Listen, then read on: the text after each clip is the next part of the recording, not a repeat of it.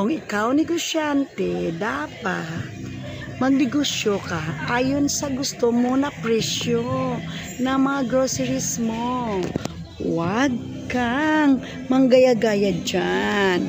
Kasi, pangit naman, pupunta ka sa ibang store, sabihin mo, pupuntahan mo yung store sa kabila, tingnan mo kung magkano ang presyo nila. Kasi susundin natin. Hindi ka yan tunay negosyante. Mag-mark up ka kung anong gusto mong i-mark up dyan. Huwag kang gaya-gaya kasi nabubuhay yung negosyo mo. Nabubuhay yung negosyo mo. Sa ibang tao ka kumukuha ng mga teknik. Dapat pag-aralan mo ang mga price list mo. Pag-aralan mo ang mga laman ng ng store mo. Yung mga kulang, kung anong kulang, anong sobrang stock. Ganon. Huwag kang gaya-gaya dyan. Parang parang hindi ka negosyante.